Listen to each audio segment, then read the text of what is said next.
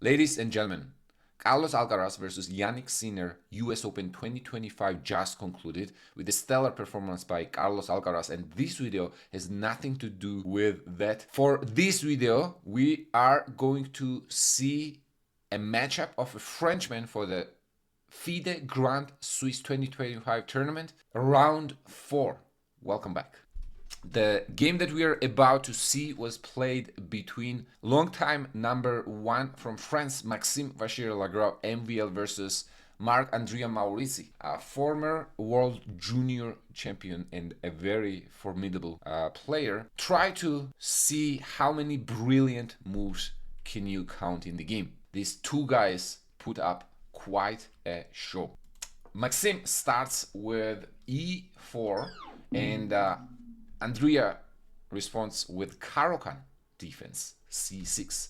Pawn to d4, center is balanced in the center, and we have advanced variation of Caro-Kann defense, e5.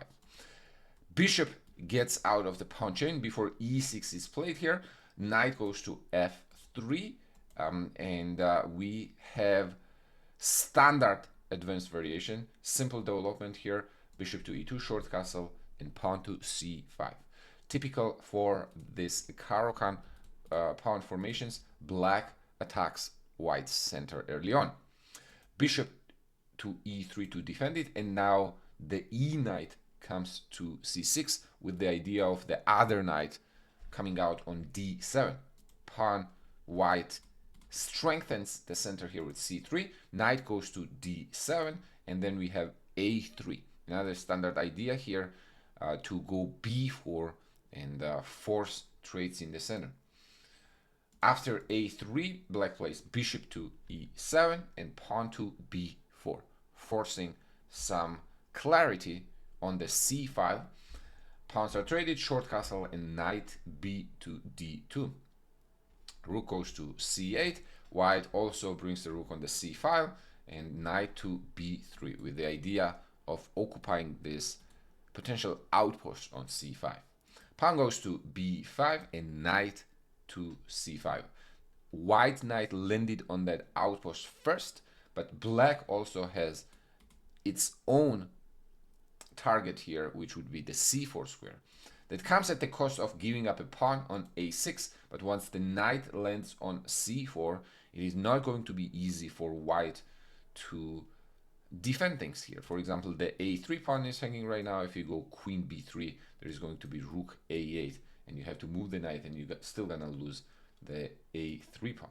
Pawn goes to a4. Black now takes on b4. Pawns have been liquidated here. Bishop b4. Queen goes to b3, attacking those pawn on b5 and bishop on b4. Bishop to a3, attacking the rook. And here we go. We have first brilliancy of the game. Rook takes c4. And the idea is this knight is defending the bishop on a3. So white grabs two minor pieces for the rook. However, black gets a menacing connected pass pawns on the queen side. After queen a3, Andrea plays queen to a5, pinning the a4 pawn here and wanting to push b4 next. That is exactly what happens on the next move here, almost unavoidable since there is going to be no rook b1 due to this bishop ping here.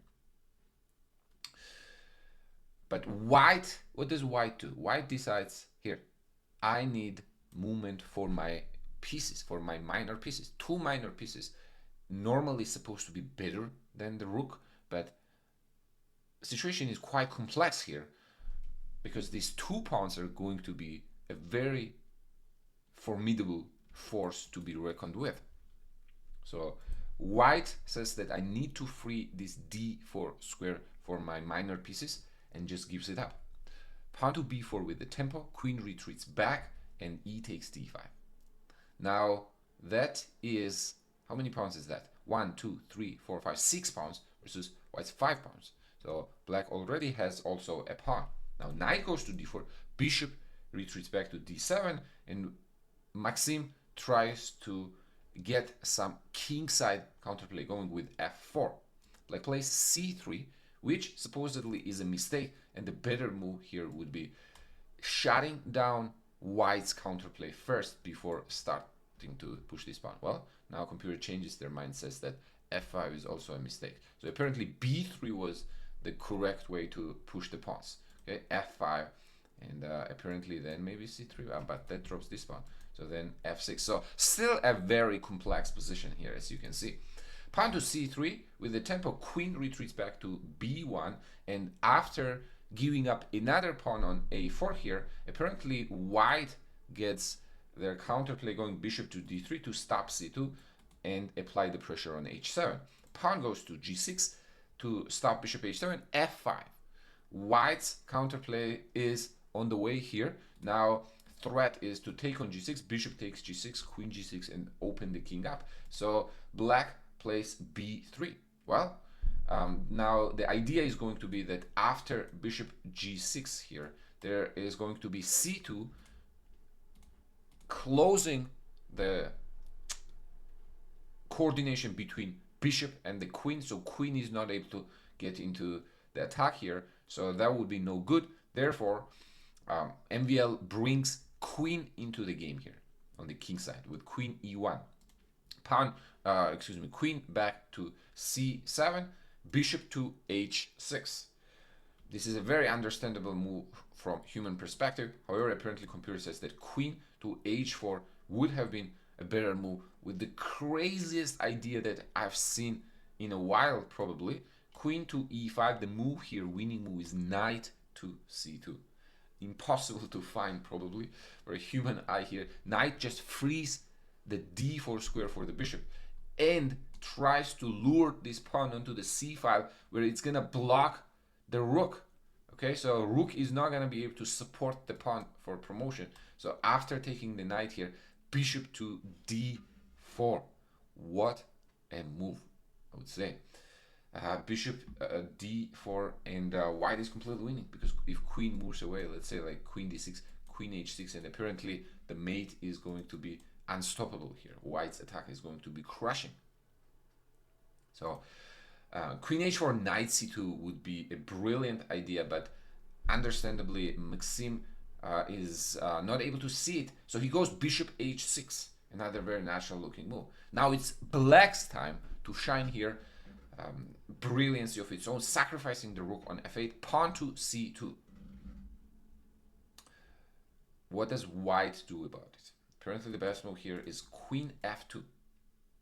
Okay, but Maxime goes queen to b4. Okay, attacking this bishop. Apparently now the power move is queen c3, trying to force the queen trade and attack the d3 here. Okay, but we'll see how that played out here. Okay, queen e5 is played, white takes queen a4, and here Marc Andria finds another brilliance. These pawns cannot be pushed immediately because, well, there is the bishop controlling this the first rank here, and if the pieces get traded, queen e1, there is still going to be bishop f1, queen c1, queen b3, and suddenly from these complications the dust has settled and position is about even. So black does not want to do that. Black cannot play b2, so they find here a very interesting tactic based on white piece coordination, so to say. Rook to c4. If bishop takes c4, there's going to be queen d4 check, king h1, queen to c4, attacking queen and the rook. White can trade queens and even take the rook, but after king f8, these pawns are going to be impossible to stop. Okay, so white cannot take on c4 the rook here. Instead plays knight c6, again the only move, and position is still very unclear. Okay, 0.28 for evaluation for black. gives the computer. Rook takes a4, knight takes e5, and another very interesting piece dynamic here. 3 minor pieces versus rook and 3 connected pass pawns. Which one is better? Well, as it turns out, these pawns are going to be too close now to promotion. Rook to c8, and the critical mistake in the game was bishop to c1 after 5 minutes of deliberate thinking here. Apparently the correct move and the only chance to stay in the game is f takes g6, pawn takes g6, and rook takes f7. Surprising miss, honestly, from MVL, because he's very good with dynamics and finding chances. Here after c1, bishop takes c1, rook takes c1, king f2, rook a2, king has to go to f3, and apparently game is very unclear here, because let's say if you try to play rook e1, rook e7, if you try to play b2, I'm assuming there's going to be rook b7, and crazy enough, there is no pawn promotion, and black cannot even win any material here. So that would be the only chance to stay in the game, but MVL goes bishop c1, and now rook a2, threatening to push the pawn. b2 kind of decided the game here after fg hg. There is no rook f7 because now rook a1 is going to be the case, and compared to the previous position here, now black can sacrifice and then push the pawn, and this pawn is going to promote with the check on b1. So white doesn't have time to take on c2 and then c8 with the check, okay, because this is going to be with check first. So MVL's last desperate attempt was bishop g6 and then bringing the knight back to d3, but after rook a1, this is way too much. There's going to be rook c3, threatening to take there, and b2, rook b1, pawn to d4. So MVL gave his countrymen the dignity to resign. Okay, I thought this was a very fun game to watch. So I hope you enjoyed it. Let me know which games did you like from round 4 and maybe want me to cover. Cheers. I'll see you in the next one. And if you have not, please do subscribe.